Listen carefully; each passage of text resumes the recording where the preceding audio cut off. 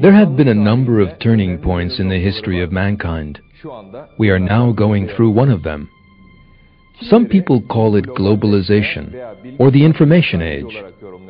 Although such analyses are correct, there is another development far more important than these. Although some people may still be unaware of it, there has been a huge change in the field of science and philosophy in the last 20 to 25 years. Atheism, that has so influenced the world of science and thought, is now undergoing an irrevocable collapse.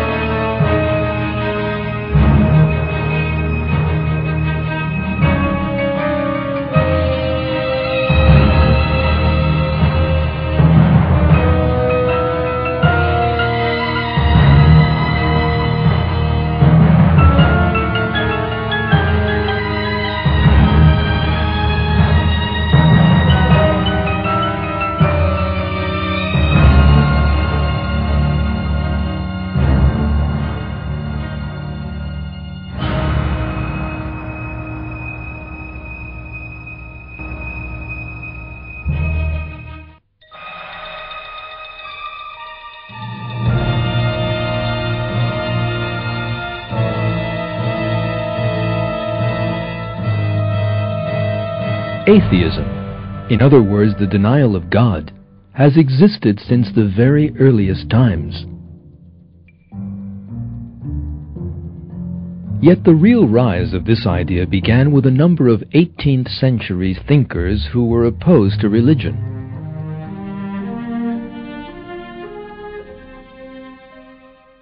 Materialists such as Denis Diderot, Baron de Holbach, and David Hume claimed that there was no world of existence outside that of matter. Atheism spread still further in the 19th century. Thinkers such as Feuerbach, Marx, Engels, Nietzsche, Durkheim, and Freud applied atheistic ideas to a number of different scientific and philosophical fields. The greatest support for atheism came from Charles Darwin, who denied creation and replaced it with the theory of evolution.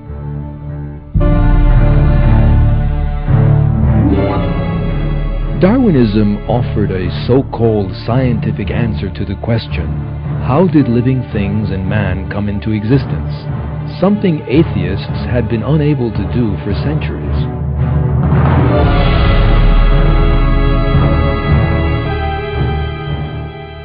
He claimed that there was a mechanism in nature that gave life to inanimate matter and then produced all the millions of different living species.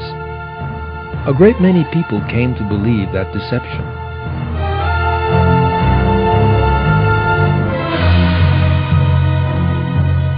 By the end of the 19th century, atheists had established a worldview that they believed accounted for everything.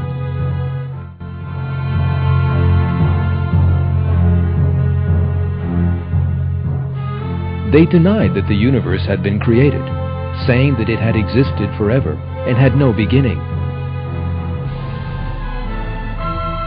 They suggested that the order and equilibrium in the universe were the result of chance, and that there was no purpose in it.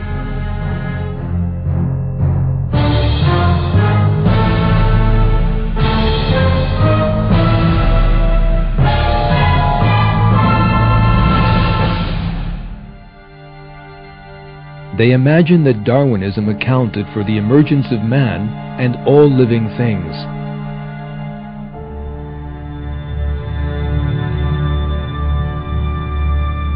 Yet every one of these views collapsed with scientific, political, and sociological advances in the 20th century. Discoveries in a great number of fields, from astronomy to biology, from psychology to social ethics, fundamentally overturn the most basic assumptions of atheism.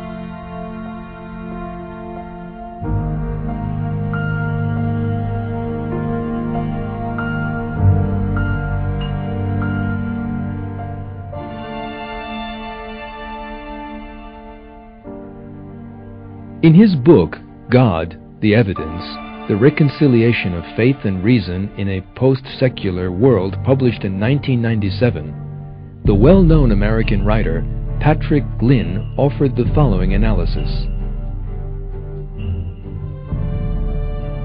The past 2 decades of research have overturned nearly all the important assumptions and predictions of an earlier generation of modern secular and atheist thinkers relating to the issue of God. Over the course of a century and the great debate between science and faith, the tables have completely turned. Today, the concrete data points strongly in the direction of the God hypothesis.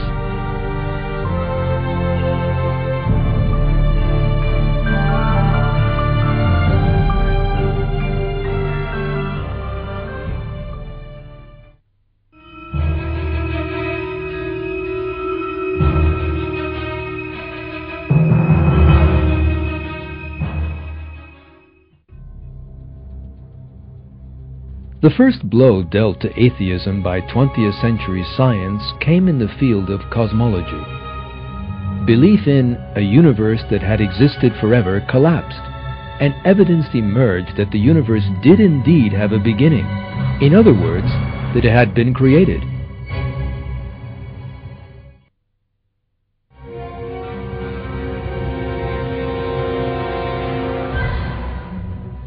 The idea of an infinite universe was first put forward by atheist philosophers in ancient Greece.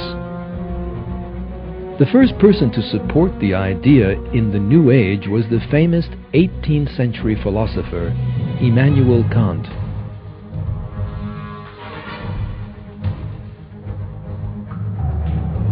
Kant claimed that the universe had existed forever, and that all possibilities could actually happen within that infinite expanse of time.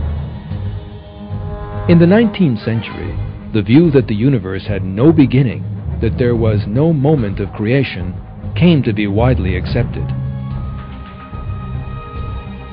Science would shortly prove, however, that the universe did indeed have a beginning. That proof came from the Big Bang theory.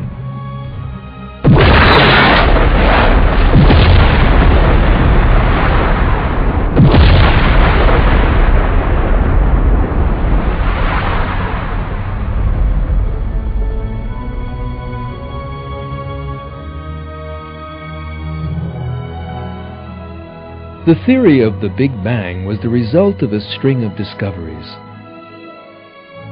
In 1929, the American astronomer Edwin Hubble realized that the galaxies in the universe were constantly moving away from one another, which meant that the universe was expanding. If the flow of time in an expanding universe were reversed, then it emerged that the whole universe must have come from a single point. Astronomers found themselves facing a metaphysical situation in which this single point possessed infinite gravity, yet zero volume. Matter and time emerged with the explosion of that infinitely small point. To put it another way, the universe was created from nothing.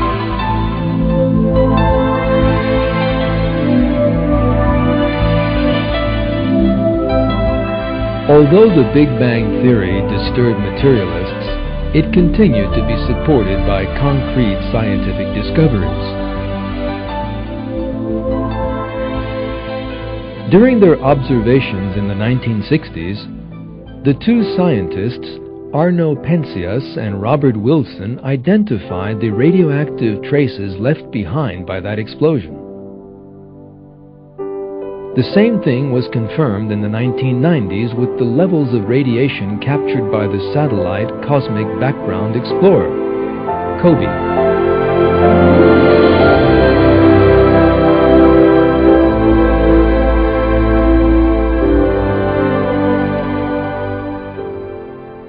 Today, atheists have been completely backed into a corner by these scientific truths.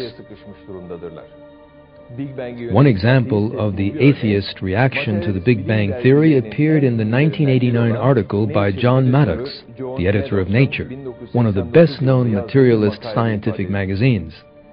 In that article, called Down with the Big Bang, Maddox wrote that the Big Bang is philosophically unacceptable because creationists and those of similar persuasion have ample justification in the doctrine of the Big Bang. He also predicted that the Big Bang is unlikely to survive the decade ahead. Yet despite Maddox's optimistic statements, the Big Bang Theory has since grown ever stronger, and many more discoveries confirming the creation of the universe have been made. The fact arrived at by modern astronomy is this: matter and time were brought into being by an infinitely powerful creator who is bound by neither of them. The creator of the universe we inhabit is God, Lord of all the worlds.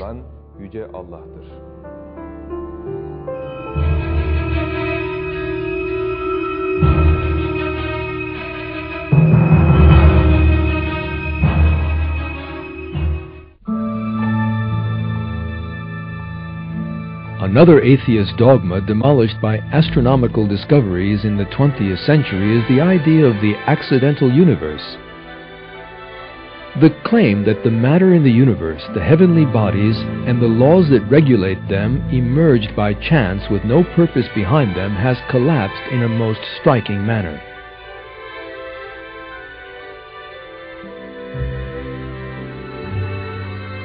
It was in the 1970s that scientists first realized that all the physical balances in the universe had been set up in a most sensitive manner so as to permit human life.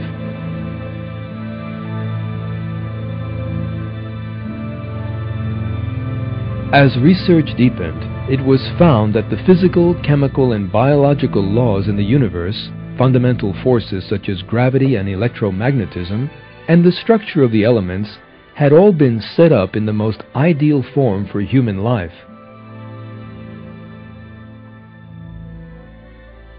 Let us now consider a few examples of this.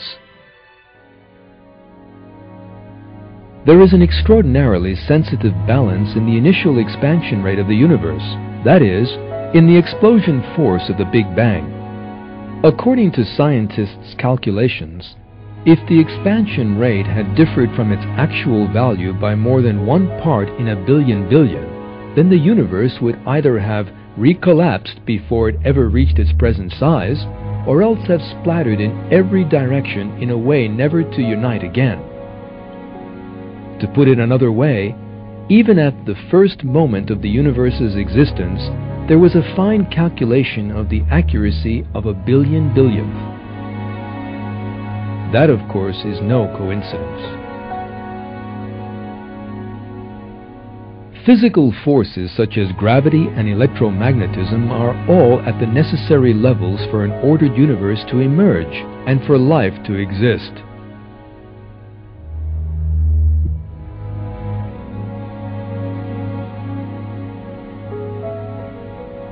Even the tiniest variations in these forces, for instance, differences of just 1 part in a billion billion, would have meant that the universe would be nothing more than a cloud of radiation or hydrogen. In that event, our solar system, the planets, and our Earth would not have come into being. As with every detail in the universe, our own solar system has been created within a most delicate balance.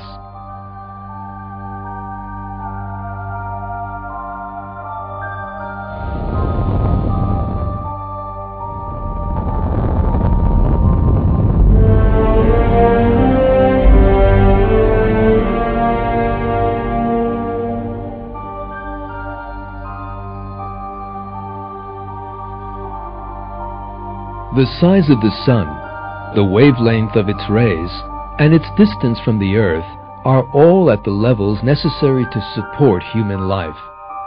Even the slightest deviation from these could destroy life on Earth at a stroke. The way that the Earth's atmosphere contains the gases necessary to allow respiration, or that the Earth's magnetic field is ideally suited to human life are just two examples of such important delicate balances.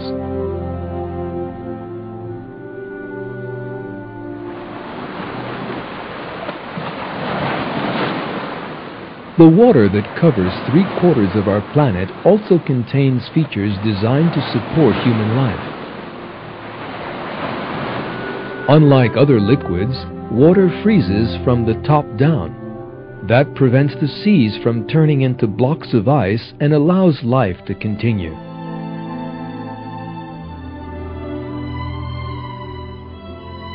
The viscosity of water and its other physical and chemical properties are all at the ideal levels for supporting life.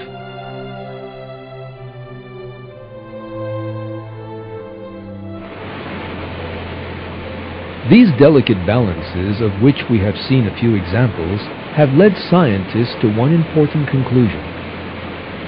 There is an anthropic principle in the universe, as they describe it. In other words, every detail in the universe has been designed to make human life possible.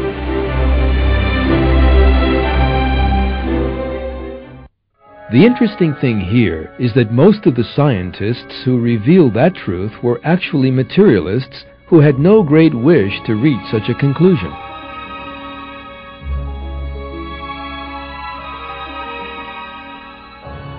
In his book, The Symbiotic Universe, the American astronomer George Greenstein admits the fact in these words: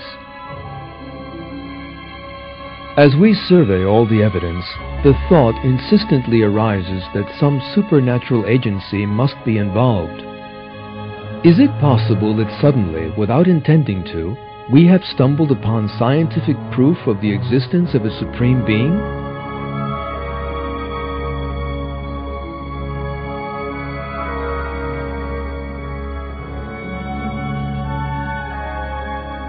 In his 1998 book, Nature's Destiny, How the Laws of Biology Reveal Purpose in the Universe, the well-known molecular biologist Michael Denton makes the following comment: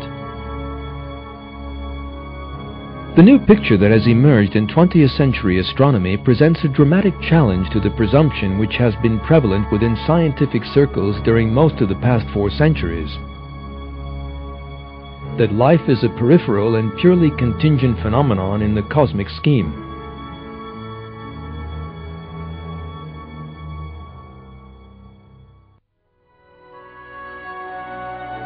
In short, the concept of the accidental universe, perhaps the fundamental basis of atheism, has been totally collapsed.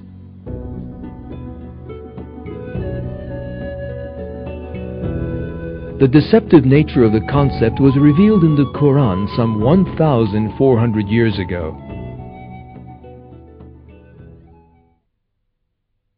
We did not create heaven and earth and everything between them to no purpose. That is the opinion of those who disbelieve."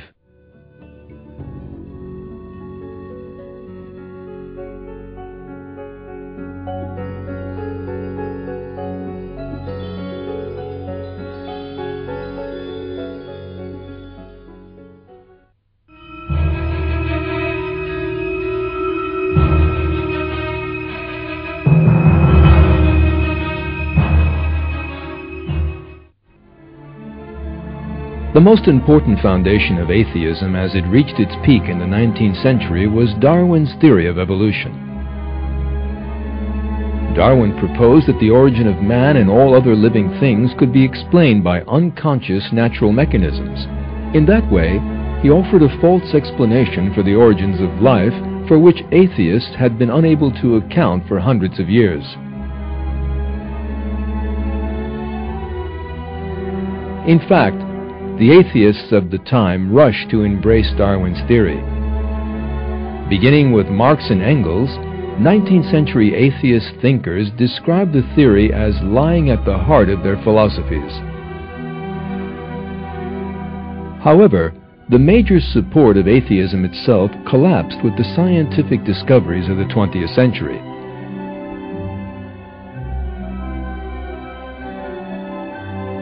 The evidence put forward by different branches of science, such as paleontology, biochemistry, anatomy, and genetics undermine the theory of evolution from a number of directions. Darwin had maintained that all living species were descended from a common ancestor and had grown apart from one another in a series of small, progressive changes.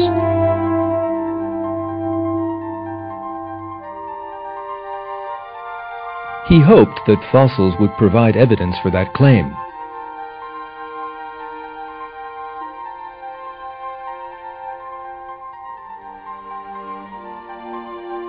Yet all the fossil research throughout the 20th century presented a totally different picture.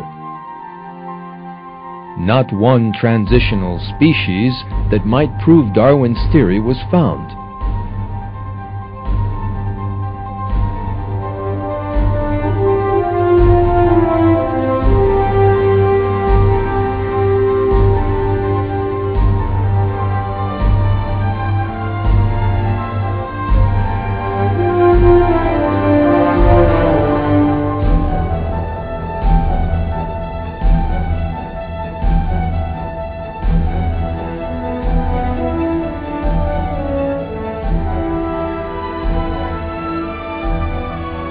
For example, the phenomenon known as the Cambrian explosion is by itself sufficient to destroy the theory of evolution. Almost all the basic categories in the animal world emerged all of a sudden in that early geological period. Living things from very different classes such as mollusks, vertebrates, arthropods, and echinoderms with their very different physical characteristics emerge with their exceedingly complicated organs and systems all at once. This fact that emerges from the fossil record demolishes the theory of evolution and is proof of creation instead.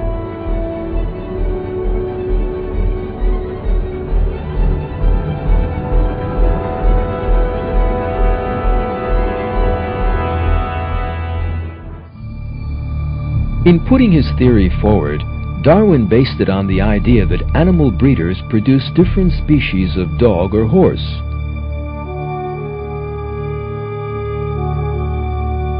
He then applied the changes observed in those creatures to the whole of nature and suggested that all living things might have descended from one common ancestor in this way. However, that claim was made in the light of the low level of the 19th century science, and discoveries made in the 20th century demolished it. Decades of observations of different animal or plant species reveal that variation within living things never went beyond specific genetic bounds.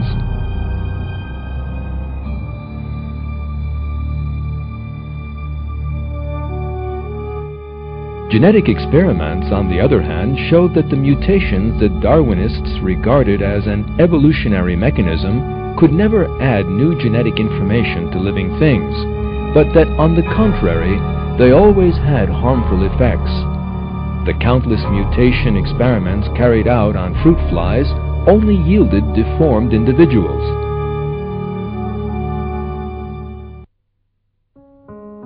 According to Darwin's theory, life on Earth must have begun from inanimate matter. So how did the first living thing come about?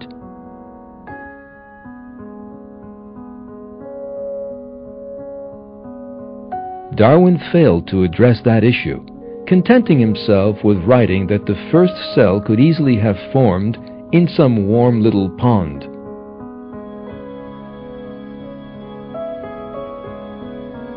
Those evolutionist biologists who attempted to make good this deficiency in Darwinism ended up disappointed. All observations and experiments showed that it was impossible for a living cell to emerge from inanimate matter.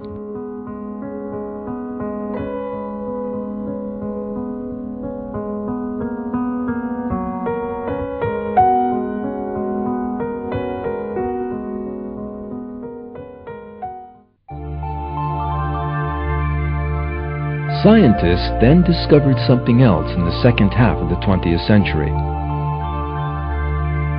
Life, and especially the living cell and the complex organelles within it, is full of the most complicated designs.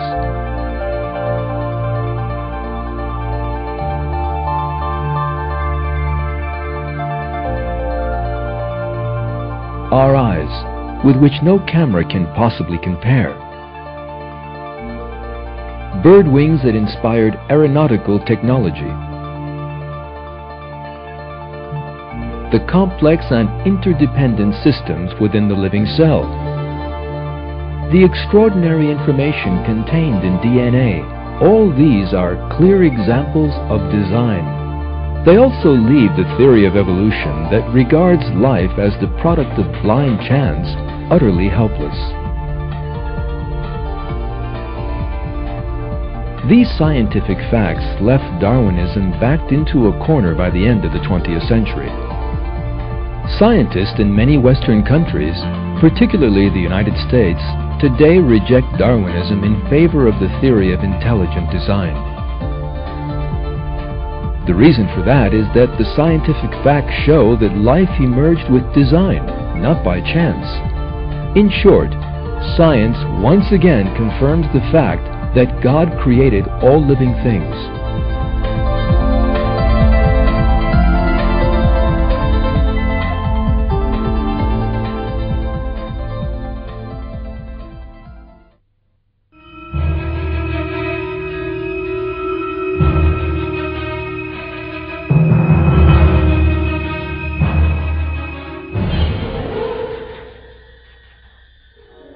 The Austrian psychiatrist Sigmund Freud represented atheist dogma in the psychological field in the 19th century.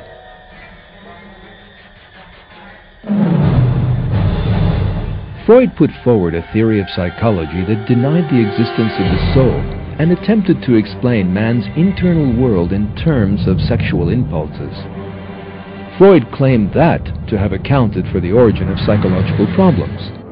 Yet his theory actually encouraged new ones.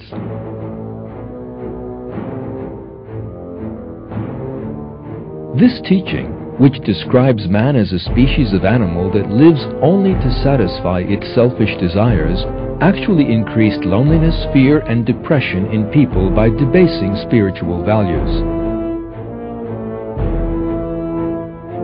Pictures by artists influenced by Freud depicted the dark world of that teaching.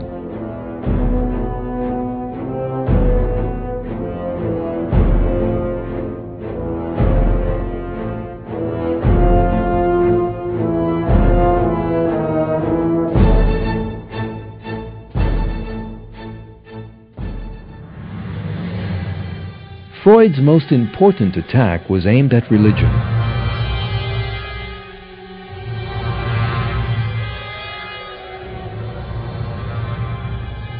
In his book, The Future of an Illusion, published in 1927, he alleged that religious belief was a kind of mental sickness and maintained that religious beliefs would disappear as man progressed. Other prominent 20th century psychologists were fervid atheists too, as well as Freud.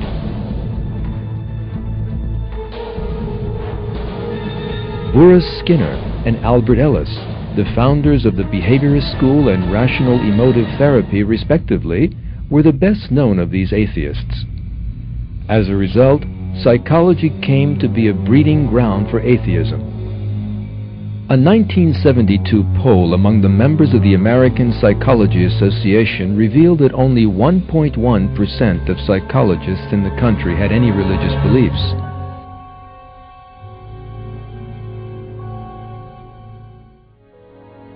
Yet the great error into which most psychologists had fallen was unmasked by means of their own researches. It emerged that Freud's theories in particular had almost no scientific foundations. It was also realized that contrary to the claims of Freud and certain other psychological theoreticians, religion is a fundamental of mental health. The American writer Patrick Glynn sums up these important developments. Scientific research in psychology over the past 25 years has demonstrated that, far from being a neurosis or source of neuroses, as Freud and his disciples claimed, religious belief is one of the most consistent correlates of overall mental health and happiness. Study after study has shown a powerful relationship between religious belief and practice on the one hand, and healthy behaviors with regard to such problems as suicide, alcohol and drug abuse, divorce, and depression on the other.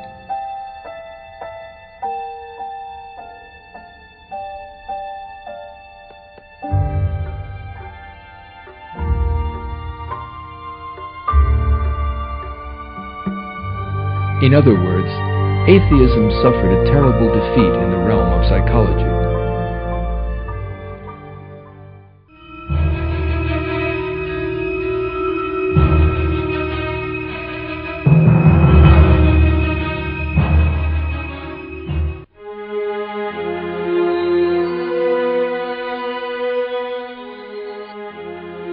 The collapse of atheism in the 20th century applies to political and social ethics as much as it does to the various branches of science.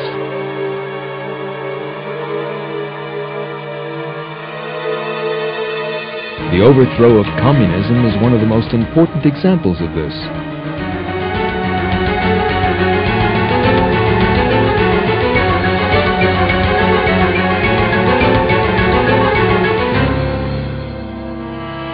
Communism was the major political result of the atheistic deviation of the 19th century. The founders of the ideology, Marx, Engels, Lenin, Trotsky, and Mao, all adopted atheism as their most fundamental principle. Communist regimes wished to spread atheism throughout society and destroy religious beliefs.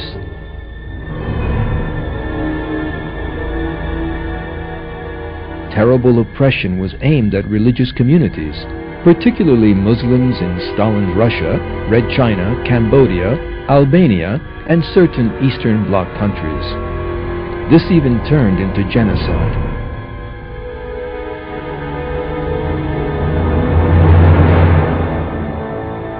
Yet that bloody atheist system collapsed in a surprising manner in the late 1980s. What was actually collapsing was atheism itself. The American writer Patrick Glynn has this to say on the subject. As historians penetrate the circumstances of the communist collapse, it is becoming clear that the Soviet elite was itself in the throes of an atheistic crisis of faith. Having lived under an atheistic ideology, the Soviet system suffered a radical demoralization in every sense of that term. People, including the ruling elite, lost all sense of morality and all sense of hope.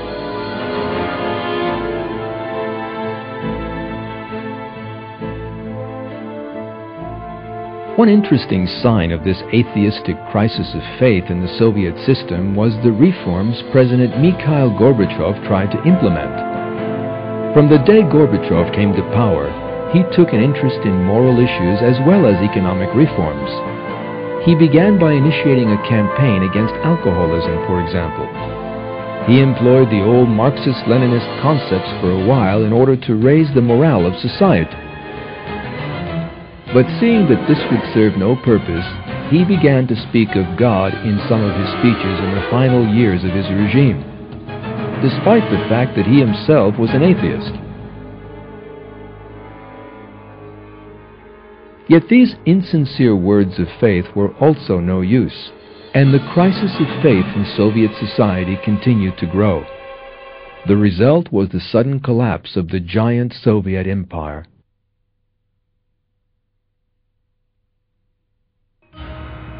Communism was not alone in the 20th century.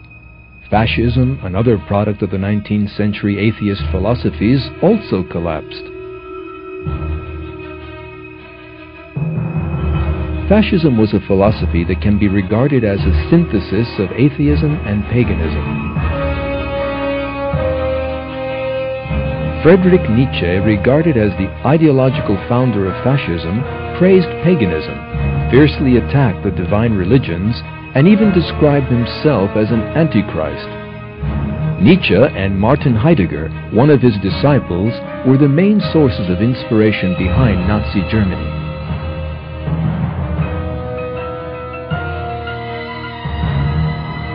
These two thinkers' atheist philosophy, that was so full of praise for violence, gave birth to the terrible savagery of Nazi Germany. Once Hitler and his closest followers, who were all atheists, had turned Germany into a state of fear, they embarked on the bloodiest war in history.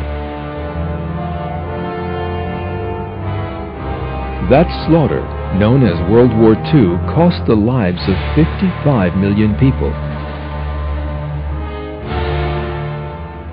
Members of different ethnic groups such as Jews, Gypsies and Slavs, and people who fell foul of Nazi ideology, particularly religious figures, were exterminated in the concentration camps the Nazis set up during the war years.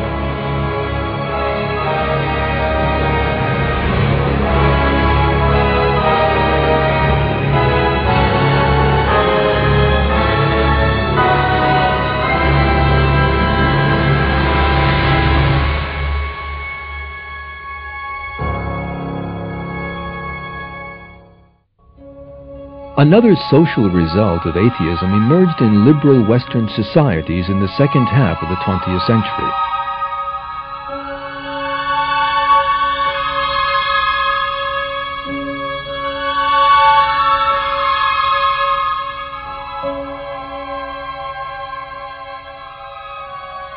Young Westerners raised in Christian families developed an angry anti-religious movement under the influence of atheist ideologues such as Darwin, Marx, and Freud.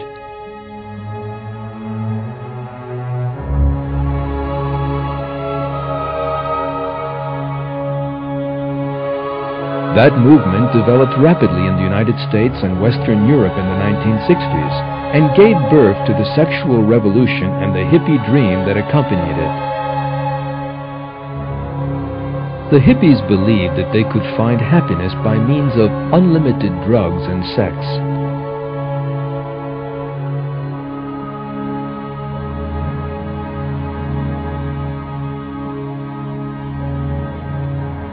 These young people who poured onto the streets to the words of John Lennon's song Imagine, in which he spoke of a world with no countries and no religion too, were actually undergoing a mass deception.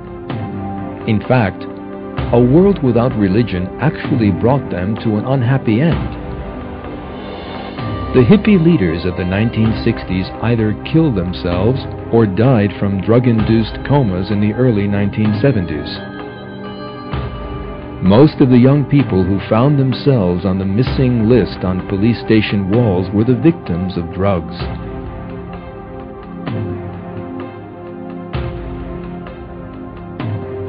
Those young people of the same generation who turned to violence found themselves facing violence. The 1968 generation, who turned their backs on God and religion and imagined they could find salvation in such concepts as revolution or love, ruined both themselves and their societies.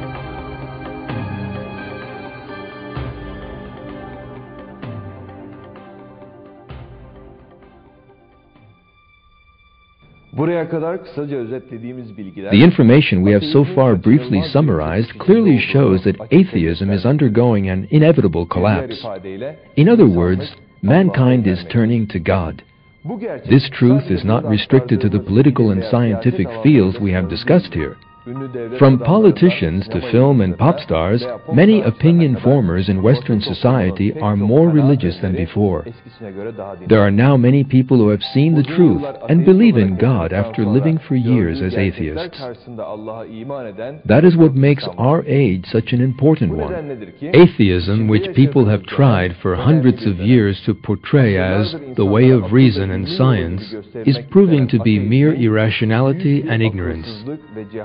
Materialist philosophy attempts to use science for its own ends, and yet it is science that is actually destroying it. It is inevitable that that should happen. Atheism is the greatest irrationality possible. The Quran stresses the error of those who deny the existence of God.